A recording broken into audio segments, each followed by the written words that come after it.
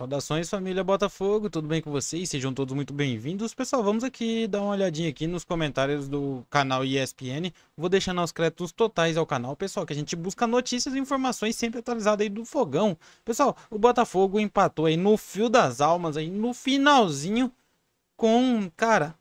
e assumiu a liderança. Pessoal, acompanhe esse vídeo até o final que está top, que eu separei para vocês. Mas antes, se inscrevam no canal, é um canalzinho novo. Dê essa moralzinha pra gente, deixa o seu like e, se possível, o seu comentário também, que nos ajuda aí no engajamento do vídeo, pessoal. Bora acompanhar esses comentários aqui, pessoal, do programa. Muito importante esse ponto, né? Um Botafogo que tantas vezes viu Vitória ir embora no final do ano passado, naquela derrocada de Campeonato Brasileiro, e agora consegue, no último lance, esse empate importante. E aí o Atlético Paranaense é o contrário, né? Porque contra o Flamengo aos 99, contra o Botafogo aos 98, levando esse empate. André, qual é a importância de um gol como esse, no finalzinho, conseguindo tirar o Botafogo de uma derrota em casa para o seu torcedor em uma torcida que ainda é traumatizada com o ano passado? Principalmente pensando em como foi o jogo, é um ponto que eu imagino que as pessoas que foram ao Newton Santos não achavam que iam ver. Exato. Porque o Atlético Paranaense dominou o Botafogo no jogo de hoje e que não seja, do ponto de vista do Atlético, uma moda que está começando a pegar, mas é o segundo gol de cabeça, de escanteio cobrado, nos acréscimos, que o Atlético leva consecutivamente, desperdiçando um total de 4 pontos. Foi assim contra o Flamengo em Curitiba no fim de semana e hoje contra o Botafogo no Rio de Janeiro. Pontos diretos pela liderança, né? Isso. Mas claro, o empate para o Atlético fora de casa não é um resultado desprezível. Lógico que não, especialmente chegou para enfrentar o líder do campeonato. Mas o jogo que o Atlético fez, do ponto de vista defensivo, marcações individuais, a maneira como o Atlético se preparou para não permitir que o Botafogo jogasse a seu modo, sem antijogo, sem faltinha. O Cuca é um treinador que gosta muito dessas perseguições. Sim. E hoje foi um jogo em que o sistema de marcação do Atlético Paranaense apareceu em toda a sua plenitude. Independentemente das pessoas acharem que é legal marcar individual ou não, é melhor você ser moderno, entre aspas, e trabalhar defensivamente de uma outra forma. Esse treinador sempre trabalha assim. Seus times têm essa característica. Isso é uma coisa boa no futebol. Times jogarem o futebol, times conseguirem interpretar o futebol que o seu treinador carrega dentro de si e propõe, e treina para que esse futebol apareça. Então, escapa uma vitória do Atlético Paranaense no Rio de Janeiro hoje, depois do time ter jogado quase que impecavelmente. Conseguido o gol, numa boa jogada, numa boa ação do Mastriani dentro da área, e no finalzinho, num escanteio cobrado. Não houve nada de errado, o goleiro do Botafogo estava na área para tentar fazer o gol. Ele cai, talvez isso tenha causado uma desconcentração na defesa do Atlético, porque sobra o Bastos sozinho para cabecear no canto e fazer o gol que determinou o empate. Mas um jogo interessante. É claro, a gente não está acompanhando os jogos que começaram depois, mas eu me arrisco a dizer que esse foi o principal jogo jogado em termos de futebol mesmo, da rodada do Campeonato Brasileiro nessa quarta. Jogo agitado de um Atlético que experimenta em 24 que o Botafogo sofreu no fim de 23 de gols nos acréscimos. Queria que você falasse um pouquinho do jogo e pegando o que esse jogo representa nessa luta lá em cima, desses dois times realmente mostrando que querem brigar pelo título. Especialmente numa rodada em que vai ter Flamengo e Bahia também, né? Amanhã tem Flamengo e Bahia, então 4 dos melhores times do campeonato, não só em pontuação, mas em nível de rendimento também, se enfrentando simultaneamente, né, na mesma rodada. Concordo com o André, o Furacão foi melhor do que o Botafogo durante o jogo, estratégia muito bem traçada, com muita doação dos homens de lado de campo, né, o Coelho baixando muito como um ala pela esquerda, com o Esquivel jogando como um terceiro zagueiro, o Nicão sem bola, fechando muito por dentro para bater com o volante, muita aplicação mesmo, Fernandinho, um leão no meio campo, em alguns alguns momentos um pouco mais forte do que precisava sem bola, batendo um pouco mais duro, mas com a bola, um jogador raro no futebol brasileiro, o que o Fernandinho faz com bola, ele quase fez um gol do meio-campo hoje por cobertura, que maravilhoso. O John conseguiu voltar e espalmar. O Eric também numa intensidade muito alta. Então foi um Atlético Paranaense muito aplicado. Um Botafogo que começou muito forte, os primeiros 15 minutos o Botafogo empurrou o Atlético para trás e dava a entender que poderia, com a sua verticalidade, a sua agressividade, a movimentação do Júnior Santos com o Eduardo, com o Oscar Romero, conseguia agredir, mas passado o primeiro momento, o Atlético encaixou o jogo e foi aos pouquinhos irritando o Botafogo, tirando a tranquilidade do Botafogo e encontrando espaço para ele, Atlético, jogar. Lembrando que o Furacão estava sem o Cuca e sem o Cuquinha. Os dois foram expulsos contra o Flamengo.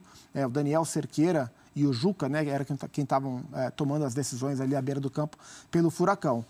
Não seria injusto, né, a gente falou sobre justiça na vitória do Juventude e do Cuiabá, sobre Vasco e São Paulo, não seria injusto o Atlético Paranaense vencer, mas o Botafogo manteve a sua luta até o final, o Arthur Jorge foi colocando os jogadores de frente, começou com 3 volantes para 3 atacantes, no decorrer do segundo tempo ele voltou para aquele desenho original dele, com 2 volantes e 4 atacantes, e no fim acabou sendo premiado pelo esforço em um empate que é importante para o Botafogo e que para o Furacão, olhando isoladamente um jogo fora de casa contra o Botafogo, não é ruim empatar. Olhando o que foi o jogo e olhando o momento do campeonato, o Furacão lamenta. Porque poderia ter vencido cruel, o jogo. Levar o empate ali no último lance é sempre muito cruel. A gente tem os números do Bastos, que fase boa vive o Bastos. Vamos mostrar, então, o zagueiro do Botafogo, nos últimos 3 jogos, tá? Ele foi titular.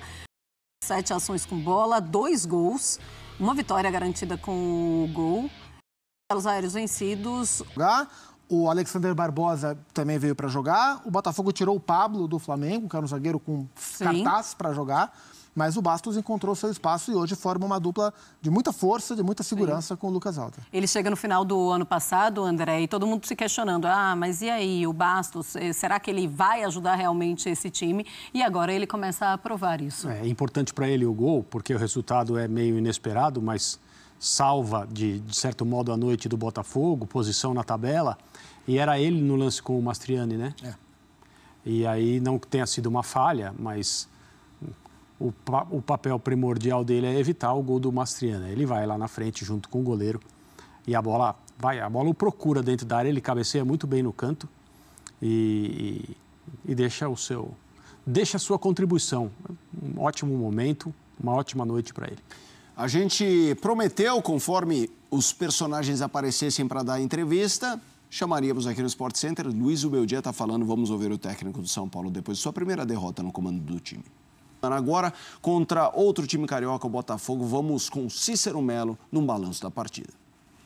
Olá, fã de esportes. Botafogo e Atlético Paranaense abriram a 10ª rodada do Campeonato Brasileiro no estádio Newton Santos para um público de 20 mil torcedores.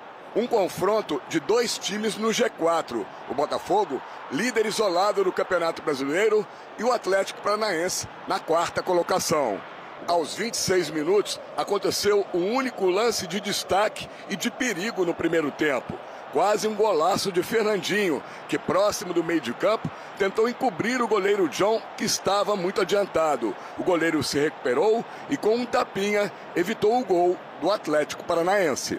Aos 7 minutos do segundo tempo, o clube paranaense abriu o placar. No cruzamento de Coelho da direita, Mastriani ganhou de Bastos e concluiu para as redes. 4º gol dele no Campeonato Brasileiro e 1-0 para o Atlético Paranaense. Assim que o gol saiu, o técnico Arthur Jorge chamou o atacante Luiz Henrique, que estava no banco de reservas, e o colocou no lugar do volante Danilo Barbosa.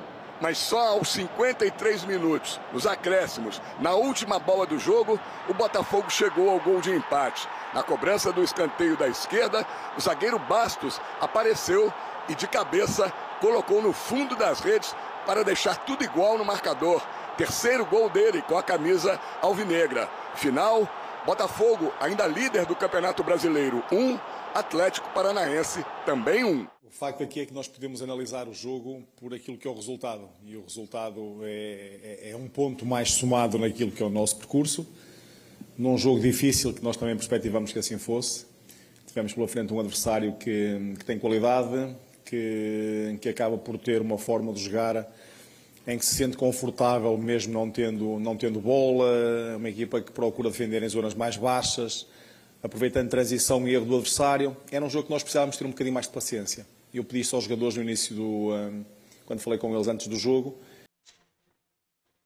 Então é isso, né, torcida? Venho trazer para vocês o que aconteceu no jogo aí, pessoal. No primeiro tempo, Eric, do Atlético Paranaense, levou um cartão aí no final do primeiro tempo, pessoal. Não teve muitas coisas não, mas logo aí no segundo tempo, Gonzalo Mastriani fez 1-0 para o Atlético Paranaense com assistência de Coelho. E logo na sequência teve a entrada de Luiz Henrique no lugar de Danilo Barbosa e Arlen no lugar de Soares e Fabiano no lugar de Romero. Também teve alterações aí no Atlético Paranaense, Julimar no lugar de Coelho e Gamarra no lugar de Esquivel e Pablo no lugar de Gonçalo Mastriani e Alex Santana no lugar de Nicão, Vitor no lugar de Christian. E no Botafogo, pessoal, Gregory entrou no lugar de Marlon Freitas e Diego Hernandes entrou no lugar de Carlos Eduardo. Pessoal, e logo no fio das almas, aí no finalzinho, Bastos fez de cabeça com um cruzamento aí de Diego Hernandes. Pessoal, o Botafogo teve 60% da posse de bola, teve 9 tentativas de gol, 2 chutes diretamente no gol, 7 chutes para fora, nenhum chute bloqueado, 15 faltas cobradas, 5 escanteios, 1 impedimento, 27 laterais cobrados, 6 defesas do goleiro, 13 faltas, nenhum cartão amarelo, 516 passes totais e 443 passes completados. 141 vezes chegou ao ataque e 53 vezes ataques perigosos. Pessoal, vamos às notas também. Pessoal, vamos começar aí com John no gol 7.7, Soares 7.2, Lucas Halter 6.9, Bastos com a nota maior em campo, estrelinha, 8.5, Cuiabano 6.9, Danilo 7.3, Marlon Freitas 7.2, Tietê 6.7, Romero 6.5, Eduardo, Carlos Eduardo 6.4 e Júnior Santos 6.7. Pessoal, esse foi o Fogão que entrou em campo hoje e jogou e assumiu a liderança novamente, né, pessoal? Então é isso, né, pessoal, que eu queria trazer para vocês até o momento. Se você chegou até aqui, deixa o seu comentário. Se ainda não deixou o seu like aqui, deixa o seu like aí que nos ajuda muito aí no engajamento do vídeo. E se ainda não é inscrito, que se inscreva no canal aí, ajuda o canal a crescer aí a cada dia que passa. Fiquem com Deus, tenham uma excelente noite e até a próxima notícia.